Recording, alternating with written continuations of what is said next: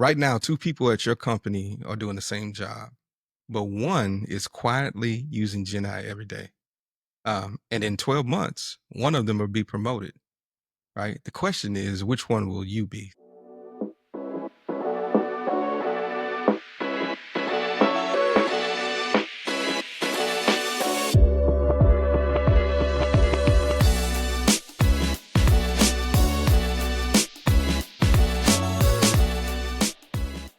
And we are live. Hello, world. Welcome to another episode of Leadership Sovereignty. Terry, how you feeling? Feeling great, man. Excited about this topic. I think it's a one that the audience is going to really enjoy because it's the hot topic. Man, probably going to be for the next I don't know how many years because it's changing. Yeah. We created the show so we can give back to the listeners, especially those things that we believe would be helpful for you and your careers and your life. This is definitely one that's changing everybody's world, whether they know it or not. And you don't want to be caught on the wrong side of this conversation, right? So the title of this show is how Gen AI is now your competitive advantage at work. So let's just talk about AI. AI isn't coming; it's already here. For those who don't already know, Yep.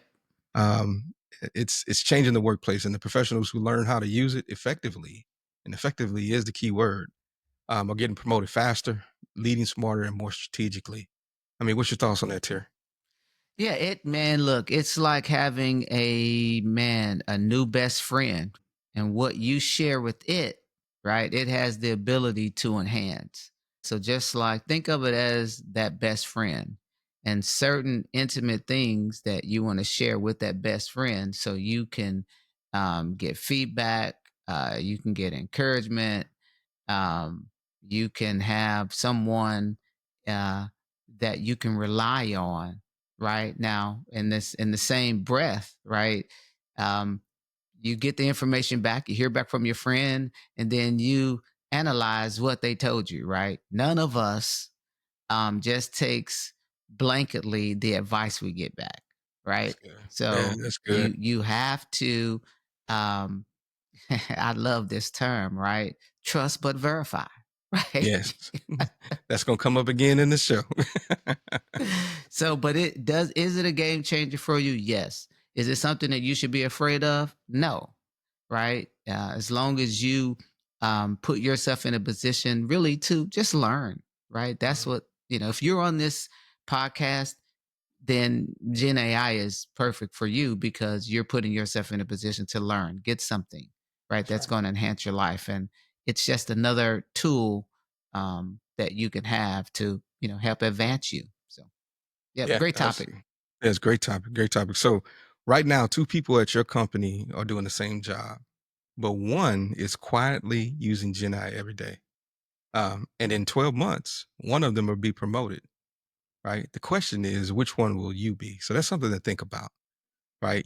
Somebody's using Gen AI on your job right now, whereas you may not be because you're not even aware that of what it can do to enhance your ability to perform, right? And that person who's becoming more familiar with it, more efficient with it, they're going to receive more opportunities for promotion because AI is being ingrained into every part of every business. So this episode is basically a roadmap to practical, safe, and career accelerating ways to use Gen AI. So yeah, some of the things you're going to learn about is how does Gen AI really work, right? What can it do and what can it not do? How to use Gen AI daily to work smarter, communicate better, and to promote faster. Why learning prompt engineering is critical to unlocking Gen AI's full power. How to protect yourself and your company from data leaks, which is the biggest risk of using Gen AI, and a clear breakdown of one of our favorite tools, ChatGPT's tiers and features, so you could choose the right tool for yourself. So we'll go ahead and jump right in. So let's start off with how Gen AI works. Terry, you wanna take that one? So here's the thing, right? Educate those, our goal is to educate those who are unfamiliar and set a realistic expectation about what it is, right? So here's the thing, Gen AI is trained on massive databases of text, code, and images. It predicts the next most likely word or pixel, right? Mhm. So it's again, it's like having a best friend who can lead you because they have the ability to look at this large data set of information, Mhm. right? And so instead of you spending, let's just say for example, 30 minutes writing this email, Mhm. right? You give it the context, right, of what it is you want to say, right? You give it the framework of what type of personality you want to write it in. Now, write it in a friendly tone, Mhm. right? And all you're doing is, again, giving it basically kind of some, breadcrumb trails Mhm. on what exactly you need to get to where you want to get, right? So, I don't Yeah. know, Ralph, what do you think about that? Yeah, it's an amazing concept to really grasp in that generative AI is not intelligent. Okay. People think it is, but it's not. To Terry's point, imagine a computer that has been able to read everything on the internet, all the billions of websites, billions of books, everything, images, it analyzed everything. And when you ask it something, it's basically predicting what the next word should be based on what it read before in the past. It doesn't intelligently say, no, this doesn't make sense. That's all it's doing is predicting. So think of it as like you can think of a Gen AI as like a supercharged autocomplete, right? You know how we have autocomplete in email now where it That's sees a a bunch great of example. words, right? And then it just automatically puts more words because it's predicting what you're going to say next. That's what Gen AI basically does. This is why, even though it's faster, right, and it's broader, it's still dependent upon your direction. You can't allow it to come up with its own concepts because it will only do what it can predict. So what can you do with it? You can draft you can draft summaries, you can come up with ideas. Like, hey, I got an idea for this. What do you think about that? And out of all the billions of lines of words that it's read, it'll come back and give you some things that really make sense. But here's the thing, it does it so much faster than we can do on our own. Right. And that's where the value is. You gonna say Sure. something? And yeah, I do. So think, man, look, I love this. And we've talked about this in the past, right? Um, we have one of the greatest, um, one of the greatest abilities on the face of the earth. Quite honestly, it's a superpower and it's your imagination, Mm. right? Gen AI is able to expound upon your imagination, Yes. right? So as creative as you can be, then it can supercharge. I love that term, right? It can supercharge your creativity, Yes. right? As far out of the box that you can think, right? As creative as you are, you can now start to deliver those ideas in a much faster manner, and it's incredible to be able to do that. I'll just say personally, it's allowed me to get in front of audiences quicker Mhm. than I would have been able to get in front of them before, right? Mhm. Whether Yeah. I'm speaking, whether I'm presenting, whether I'm speaking with a client, whether um, this podcast, right? It Mhm. allows me to formulate and get to the complete idea of what it is I'm trying to accomplish or communicate Yes. faster. So it's Yes. supercharged my Yes. output. Yes, yes. So let's just dig into that for a second. Let's just say you have an idea. Let's just say you want to respond to an email. Let's just a simple example.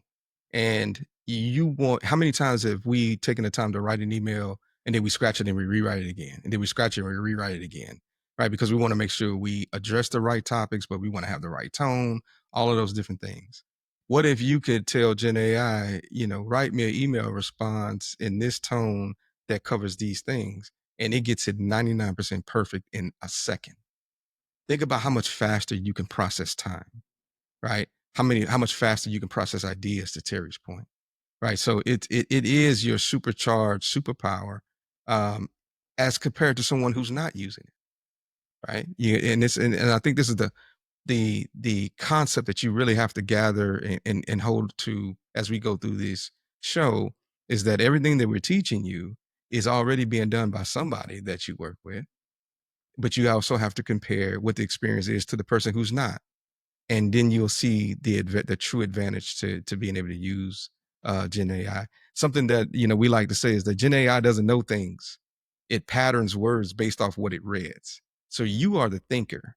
Gen AI is just a tool, right? For So sure. that's For something to sure. keep in And mind. one of the things that has been a unforeseen benefit just in my day-to-day experiences with it is the amount of information that it comes back with. So Mm. now by default, my knowledge base has increased again because the amount of time it would take for me to research these topics, Yes, right? And to narrow it down to what that finer point is, it would just I don't know, man. It could be 10 to 1.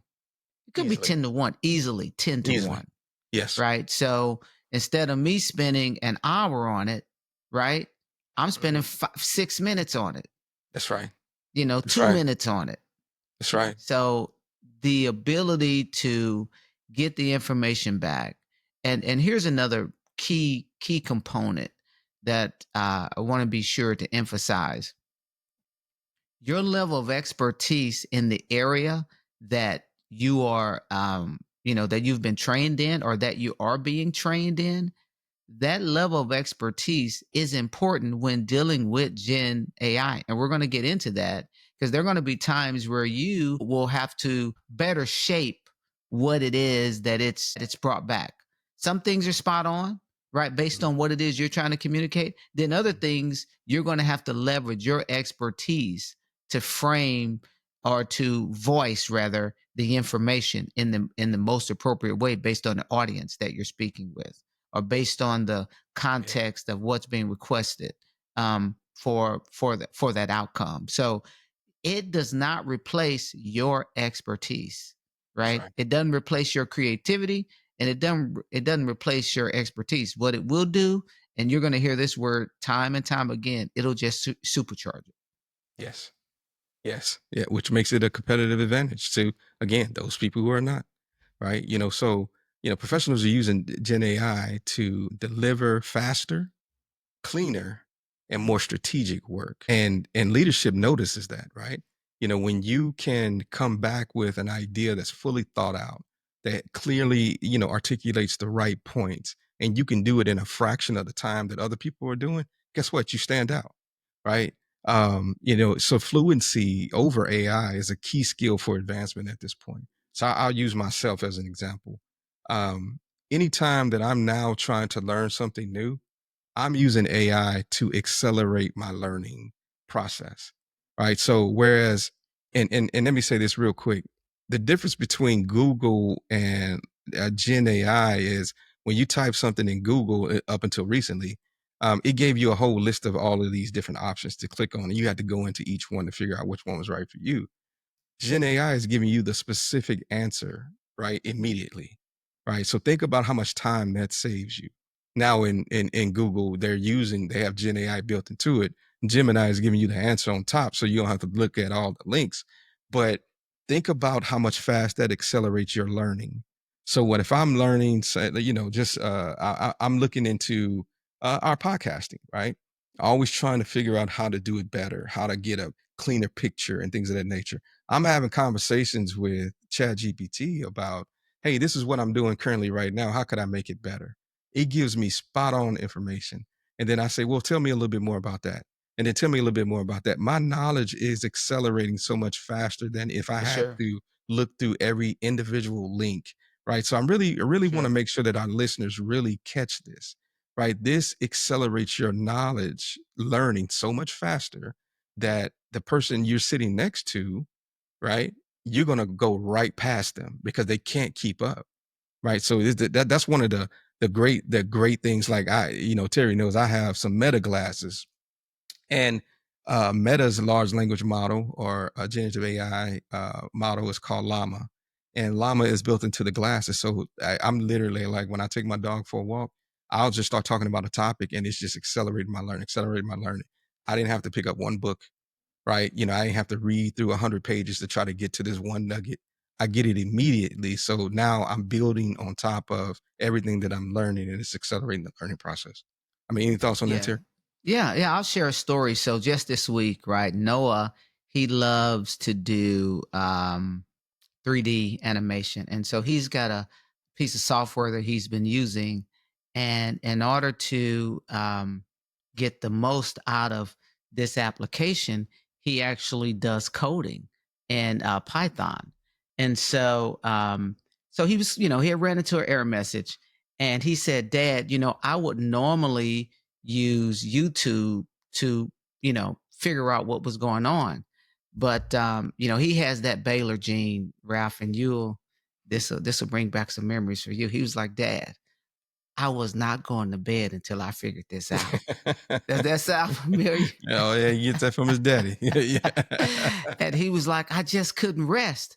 And he said, so I decided to use AI. So we've been having a lot of philosophical conversations around AI. Mhm, And so just great dialogue. So anyway, he goes, I decided to use AI. So I took the error message and I threw it into AI, and it came back with here's the place in your code that needs to be fixed. Well, he said, Dad, it didn't necessarily fix it because there are some other things I needed to do, to the point, right, that we spoke about earlier. His creativity and his knowledge base still needed to be leveraged in order to resolve the issue, right. because it didn't necessarily fix it, but it got him in the right area Yeah. where the fix needed to occur. But here's where the benefit was. Then ChatGPT came back and said, well, with the version of, I forget the name of the application he's using, but the version that you're using, if you upgrade to 3.6, it would be much faster and better. And he said, Dad, I didn't know that. So he Uh, went, did the upgrade, uh, right? And he was like, oh man, now my 3D modeling, those things are now processing so much faster since I've upgraded, right? So again, that's one of those scenarios. Again, if he would have gone out to YouTube, he probably would have found the answer, but now he's got to listen to somebody talk. You know how, granted, now I don't want to be, disparaging the platform, but mhm. people talk and don't get you right to the point Yeah. because they want to keep you on, Yes. because they want to get more like, now we are not doing that. We're That's getting right. you the meat as That's right. soon as possible, and we're Yeah. getting to the point as soon as possible. But so they'll drag it on a bit.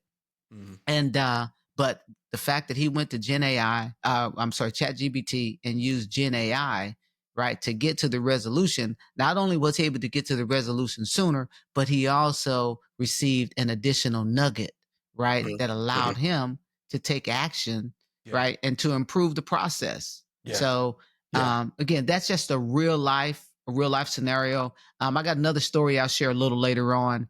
But yeah, there's so much that you're going to get out of it that Yes. you don't even bargain for. And Uh-huh. I've had that experience as well. Mhm. Yeah, I think that's a great example, and just to make sure we clarify for the listeners, right? This doesn't have to be a techie thing, right? Just because we Correct. are into technology, you Yes. if you were a gardener, right, and you wanted to understand how to better, feed your plants, right? Things that it can give you information on anything, no matter what you do. Real life, real dude. Okay, I got another story. Right, Yeah, my yeah. wife gardens. All She right. basically said, "Hey, I think there's something called plot planting."